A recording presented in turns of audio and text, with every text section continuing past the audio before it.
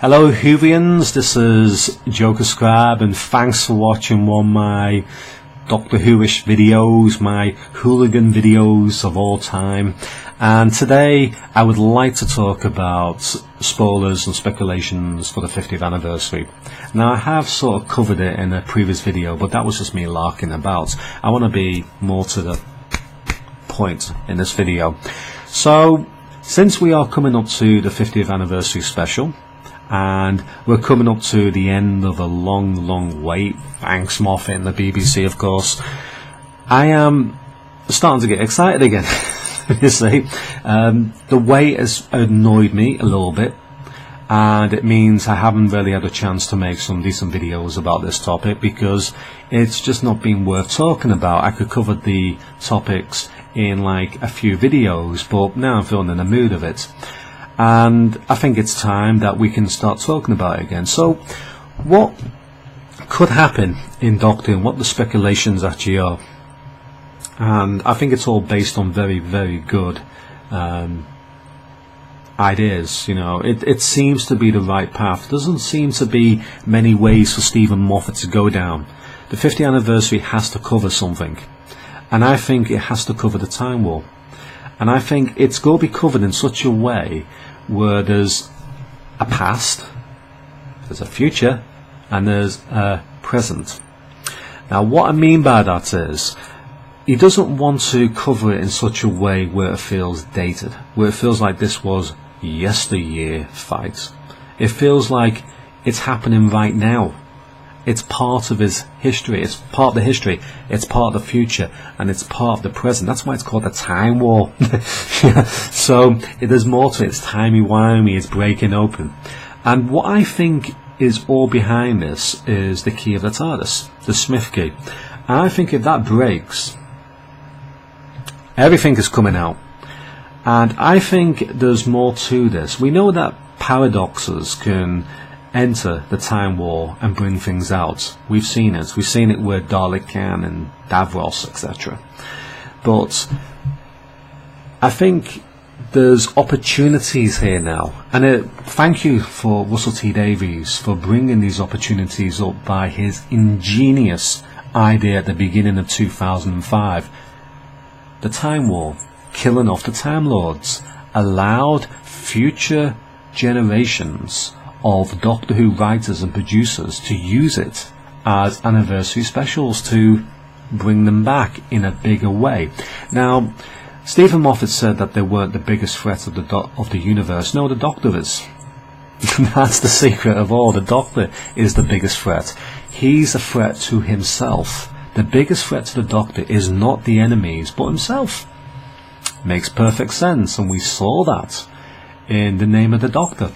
There was something that did some really bad things, and it cannot be called a Doctor if it has done evil things. Now I'm not sure if it's done evil things, but he's definitely done something he shouldn't have done, and this must be the Time War.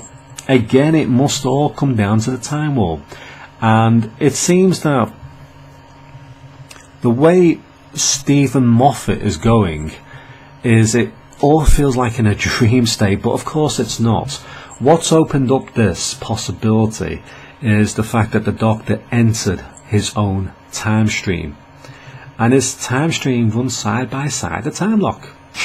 So he is capable of opening up that.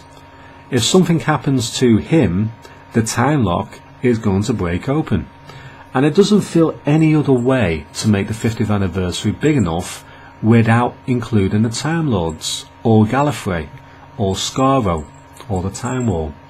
And I think it's all been heading to this point. I think something was trying to kill the Doctor originally, which is why it convinced everyone to put the Doctor in a Pandorica, why the universe was collapsing in on itself. And I also believe that those creatures, or whatever it was that kept the Doctor, that was trying to get rid of the Doctor, had a way to reboot the universe, because the Doctor could do it using the Pandorica with the memories of the universe within, because nothing was really collapsing inside the Pandorica. There was like a hurricane around it, but inside it was the calm of the storm. So time was collapsing in on itself, but it wasn't completely disappearing within.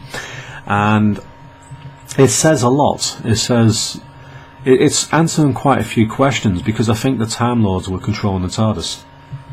Why not? Why not crack open that time lock? Why not use the TARDIS to break it open? Because it is, after all, the thing that caused the time lock in the first place. And I don't know, maybe the Master is somehow connected to the TARDIS. Maybe there was a backup plan, because the Master had sort of took over the TARDIS at one point. So there's possibilities there. And we know that his name could open up something as well. Whatever it is, it's something big. I don't think it's just his history. I think his name is part of the time lock. I don't think you ever heard it be mentioned in Doctor. I think that's maybe when, you know, we're 100 years old, we'll go hear what his name is. I think in 50 years, I'm going to prophesize it right now. Hello YouTubies, 50 years on, this is 2013, and in 2063 where you are now, and I've been dead for like 49 years since Doctor Who's finished. Oh, bloody hell, I don't want to say that. Well, you know, I could still be around.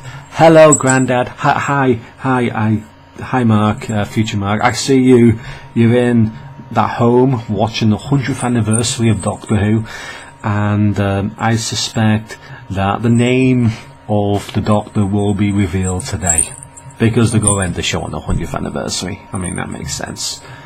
Yeah, that's what I think the plot is going to be for the 100th anniversary. His name will be said. Be it a stigma, I don't know what it's going to be, but his name is going to be said sooner or later. It's not going to be the 50th anniversary, because the BBC are not interested in doing away with Doctor Who. So the spoilers really are, I mean, there's not really spoilers, speculation spoilers based on good evidence, good instinct, tremendous instinct by other Whovians out there who also agree. It's the Time War. It has to be the bloody Time War. If it's not going to work. It has to be with the Ood, with the Doctor, with the Time Lords, with Gallifrey, with that mysterious woman who happened to be outside the time lock, while everybody else was inside it. Before the Master allowed the other Time Lords through, she was there talking to Wilf. So it makes perfect sense that this is going to be part of a bigger plot, something that Stephen Moffat has discussed with Russell T Davies, and that's what it's going to be. So, and also the Ood said things that have gone, because time is damaged, things that are lost are now coming back. Maybe they were still coming back. Maybe that's where the sounds came from. And you know, it's not the first time the time lock has actually been compromised. Dalek can manage to do it, and as I said before, I think Dalek can manage to do it, not just from a paradox. Paradoxes can break open the time lock, but also because of what the future Doctor is going to do. Because I think it'll work best if this Time War had a future, a present, and a past working side by side to make it more up to date. Because of course, if you just have it like in the past, you know, in a memory sort of fashion, I don't think it's going to work. I don't think it'll feel like it's actually happening or it's ever happened. It's been in the past, so you know, why should we bother about this? It has to be part of the present somehow. They have to make it work, and the Time Lords have to have a backup plan, and I think they do. I think they definitely have a backup plan, and I'd like to see it. That's what I'd like to see, and people would like to see it. Whovians would like to see the Time War. Stephen Moffat is probably never going to let this one go until he covers it. I know he's got an ego complex of some type, but please, Moffat, get this right. Get this right. Use green screen. Hopefully you've tricked everyone. You've lied for your backside, and the special is going to be like 3 hours long, perfect, and it's going to have all the doctors in somehow. Everybody's going to be taken apart, and it's going to be beautiful. The BBC have spent some decent money, got a few directors working on it, a few producers, so they can make the actual episode work, and it's all been done in such a wonderful way. That's what we want. That's what us Whovians and hooligans actually want to see. Pure timey-wimey sort of stuff. Don't rely on paradoxes. If you rely on a paradox, I'm going to write the stupidest things on your Facebook account or your Twitter, wherever you are. I'm going to write the stupidest things possible about you. I'm going to rip the piss if it turns out you have made a fool of yourself for the 50th anniversary. Get it right. Russell T Davies has made a fantastic reboot of this series. You've got a chance to use his genius to make a great story, and it's possible. And it could work. As for the Silence, I mean, what the bloody hell were they anyway? I don't think they were part of the bigger threat, really. They were trying to stop it. They're part of like a religious movement. But they, for whatever reason, killed a woman because her name was Joy.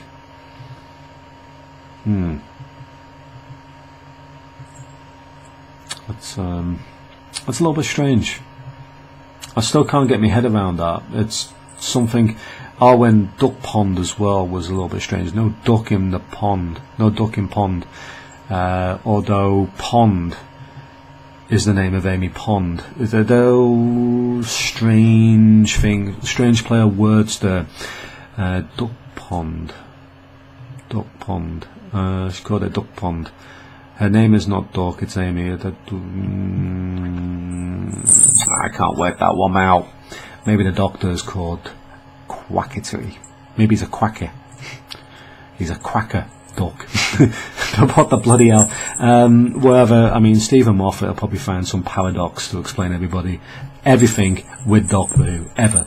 I mean, there's always going to be a paradox to rely on with Stephen Moffat. Anyway, thank you for watching, and goodbye for now. And guys, enjoy the 50th anniversary. Yeah.